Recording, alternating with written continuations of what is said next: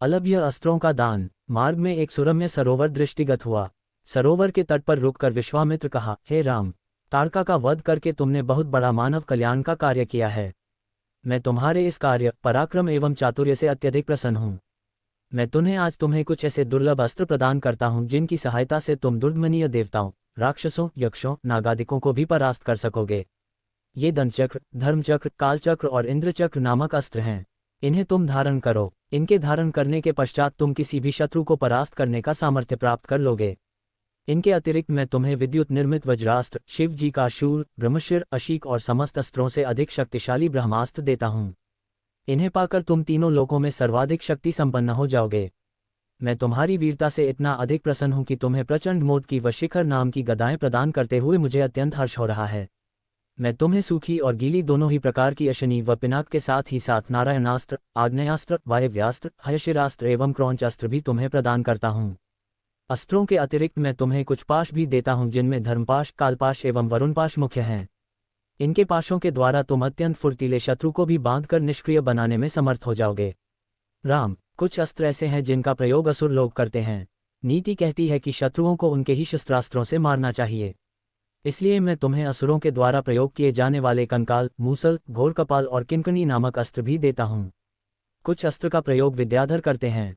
उनमें प्रधान अस्त्र हैं खड्ग, मोहन, प्रस्वापन, प्रशमन, सौम्य, वर्षण, संतापन, विलापन, मादनास्त्र, गंधर्वास्त्र, मानवास्त्र, पैशाचास्त्र, तामस और अद्वितीय सौम्नास्त्र। इन सभी अस्त्रों को भी मैं तुम्हें देता हूँ। ये मौसलास्त्र, सत्यास्त्र, असुरों का माया में अस्त्र और भगवान सूर्य का प्रभास्त्र है जिन्हें दिखाने मात्र से शत्रु निस्तेज होकर नष्ट हो जाते हैं। इन्हें भी तुम ग्रहण करो। अब इन अस्त्रों को देखो, ये कुछ विशेष प्रकार के अस्त्र हैं। ये सोम देवता द्वारा प्रयोग किए जाने वाले शिशिर एवं दारुण नाम के अस्त्र हैं। शिशिर के प्रयोग से शत्रु शीत से अकड़कर और दारुण के प्रयोग से शत्रु गर्मी से व्याकुल होकर मूर्छित हो जाते हैं। हे वीरश्रेष्ठ, तुम इन अनुपम शक्ति वाले, शत्रुओं का मान मर्दन करने वाले और समस्त मनोकामनाओं को पूर्ण कराने वाले अस्त्रों को धारण करो। इतना कहकर महामुनि ने संपूर्ण अस्त्रों को, जो देवताओं को भी दुर्लभ हैं, बड़े स्नेह के साथ राम को प्रदान कर दिया।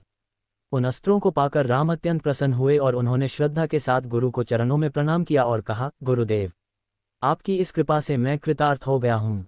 अब देवता, दैत्य, राक्षस, यक्ष आदि कोई भी मुझे परास्त नहीं कर सकता। मनुष्य की तो खैर बात ही क्या है, किंतु मुनिव, इसी प्रकार के अस्त्र गंधर्वों, देवताओं, राक्षसों आदि के पास भी होंगे और उनका प्रयोग वे मुझ पर भी कर सकते हैं। कृपा करके उनसे बचने के उपाय भी मुझे बताइए। इसके अतिरिक्त ऐसा भी उपाय बताइए जिससे इन अस्त्रों को छोड़ने के पश्चात अपना कार्य करके ये अस्त्र पुनः मेरे पास वापस आ जावें। राम के इस प्रकार कहने पर विश्वामित्र बोले, राघव, शत्रुओं के अस्त्रों को मार्ग में ही काट कर नष्ट करने वाले इन सत्यवान, सत्यकीर्ति, प्रतिहार, परारमुख, अवान्मुख, लक्ष्य, उपलक्ष्य आदि इन अस्त्रों को भी तू ग्रहण करो। इन अस्त्रों को देने के बाद गुरु विश्वामित्र ने राम को वे विधियां भी बताईं जिनके द्वारा प्रयोग किए हुए अस्त्र वापस आ जाते हैं।